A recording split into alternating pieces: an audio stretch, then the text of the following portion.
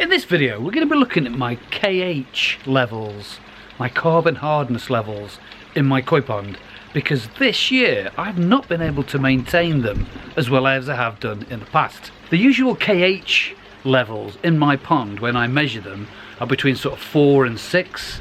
I don't know what that is parts per million, but on my test kit it's between 4 and 6. But this year I've kind of been struggling to keep it at around about 2. So I'm going to have a look why, and then also start testing things like tap water after the filters, and then the pond water itself today, to see if I can introduce some more of carbon hardness or increase the KH through other means. So let's crack on. So KH, or carbon hardness, is the measurement of the carbonates in your pond water. So things like the bacteria in your filters, that feeds off carbon hardness or your carbonates, and also does your fish. So to have no carbonates in your pond is not a good thing, but to have too many is also not a good thing, because if you have too less you increase the risk of a pH crash, which can really affect your fish. And then too much KH in your water can make pH excessively stable, limiting your natural bio process, because the KH is needed to feed your your good bacteria in your filters. And then the more good bacteria you got in your filters, the better your filters cope with ammonia and nitrites. But the reduction or the increase of KH or carbon hardness is not immediately, you can't see it, it doesn't stick out like a sore thumb until sometimes it's too late. That's why regular testing is required. So first of all we're going to test the pond water, because obviously the pond water is the important bit. So to test my water for carbon hardness I use the API kit. Loads of other kits are available, just depends on which kit you would rather use. And I've used this for years. And these have these replaceable test kits, dead easy to use. All you do is, I've got my pond water in the little vial there. I first of all stick one little drop in, give it a wriggle, it turns blue, and then I continue to add drops, 2, until it turns yellow, 3,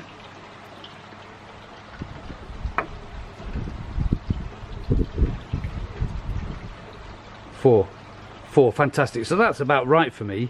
But the last few weeks has been down to 2. I mean, is that how my pond is naturally evolving now? Because your ponds do evolve as you move along. You know, you get more fish, or you change your filter system, or you change your way of doing it, and your pond will evolve to the changes you make. So I'm happy with 4, but I'm going to still keep an eye on it in case it goes down again. So let's test some tap water and see what tap water is. Right, so this is tap water, straight from my tap. Now the reason I'm doing it in 2 vials is this is the vial that came with the pack, with my KH thing, but it says 5, 10, 15, but it's not. Because if you do 5 millilitres in this, pour it into there, it's just over 5 millilitres. And I know these are more accurate, so I usually use them. So tap water, 1, 2, 3, 4, 5. So you can go on with these. 6, 7. Mine's usually about 9, 8, 9. There you go, 9. So mine is 9. Mine measures 9. So ideally, in my pond, when my KH level drops down below 4, I just put some tap water in, which is a score of 9, and then trickle some of that in, and then it increases it up, and then just keep an eye on it, ready for when to turn it off again when I've reached the level of at least 4 again, because I always want my pond between 4 and 6. I've seen people manage their ponds at levels of 2 consistently. I don't know how they got away with that, but yeah, some people I've seen in the past have managed their KH at 2. But mine's always been between 4 and 6. And some people don't measure it at all. You know, I know 2 pond keepers with 40 odd years of experience have always said to me, no, never measured it, mate. Never needed to. I just keep an eye on my pH. Well, the thing is, you see, with your KH keeps your pH in check. So if your pH starts failing, like crashing or increasing or reducing or whatever, is your KH, it's too late, it's gone. Because then your pond starts using your pH. If it's got no KH, no carbon hardness to use, no carbonates, it starts using your pH. So with keeping an eye on your KH, you can sort your pH before it happens, because your KH is kind of like you control what goes on. You know, your KH is like, oh, your pH, what are you doing? Oh, I'm thinking about increasing. I'm thinking about decreasing or whatever. No, and then KH will keep it in check. No, you stay where you are, mate, nice and stable. 7 point something, that's what we like to see. Here's some more carbonates, you keep feeding away. So it keeps it in check. And that's what I've always been told anyway. So if anyone knows any better, please comment below. Now I'm wondering if it's anything to do with the really, really hot weather we've been having. I don't know, again, you know what to do, comment below. If it's anything to do with this really heated weather, because only recently has it kind of clouded over a little bit and gone a bit cooler. But we're in the UK at the moment, we've been suffering quite a big drought. I mean, same across Europe. You know, Europe's on fire at the moment. It's just ridiculous how this really, really dry weather has been affecting Europe at the moment.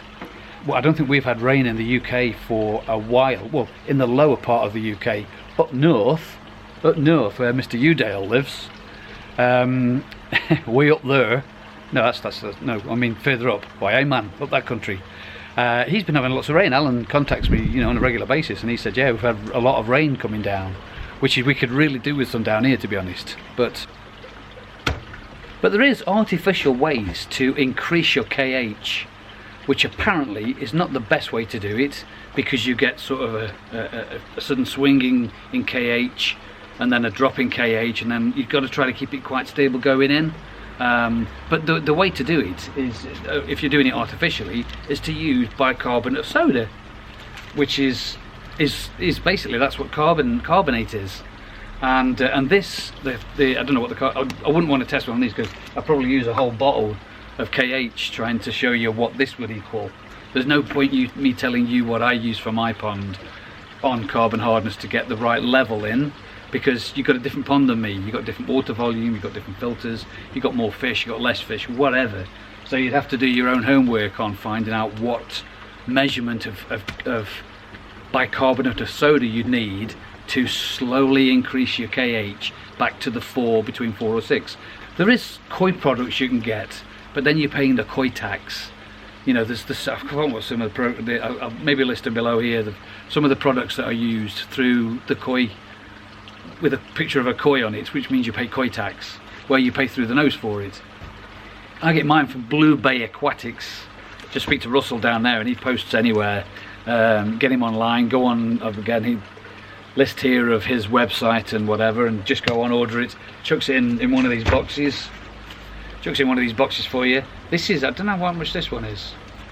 This is sodium bicarbonate food grade, and I don't know what size this is. I just go in and go, Russ, I need a couple of those bags that you usually get me, and he chucks these in. I just use these for emergencies. You know, if all of a sudden the carbon hardness drops off, I've maybe missed looking after it, or I've not measured it for a while. So yeah, I use bicarbonate of soda, which a lot of people can. You know, you sort of mix up a decent batch, and that'll help you bring back up your KH. But I think doing it through my water, because I'm replacing the water then as well, and I'm putting fresh water in, and I'm increasing the KH through my tap water. Question for everybody now: how have you been getting on with keeping the clarity of water good in your pond? Because I've really been struggling this summer with the weather being so good that we've just been talking about, and not a covered pond. I've one of those pergolas, and no intention of putting one of those covers over my pond.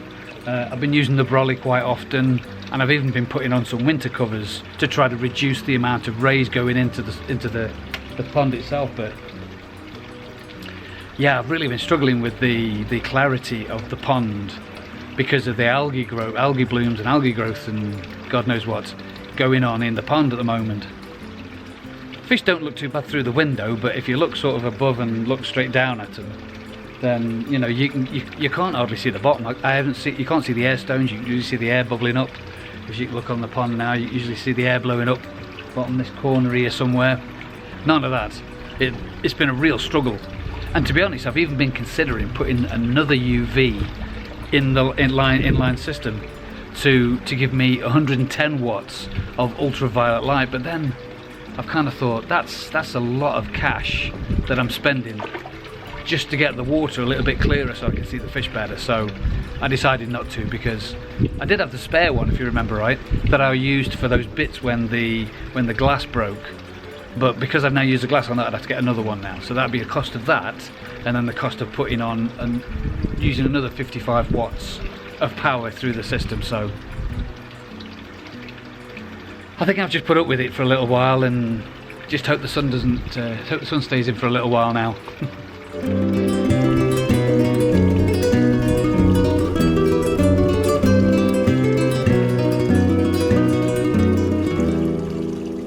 I was having a look at the Marmite waterfall that some people love and some people hate, that introduced a couple of seasons ago, and I want to try to get a bigger one placed in there. But I went to the Japanese water garden a few weeks ago to pick up the water pump, which is doing a really good job, by the way. Water pump, can't hear it, it's silent.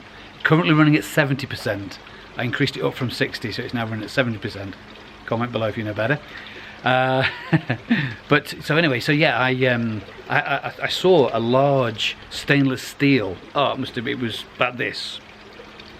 About that it was. I don't forget how long it was, but it looked perfect. But it was way out of my budget. You know, they're not cheap, these things, and also the hole was in the wrong place as well, because I have to have the hole in a certain spot, because these water fountains, apparently you put them in, they're designed to go in rockeries, and I ain't got a rockery, and I just want to put it on the side like that one is. Like that one is now, that one there. So I don't have that facility.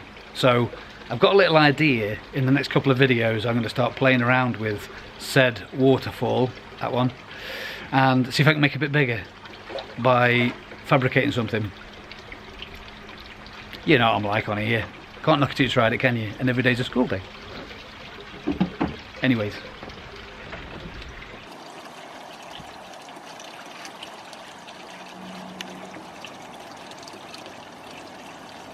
So I'm going to have to just keep an eye on the KH levels now. I've messed around a little bit.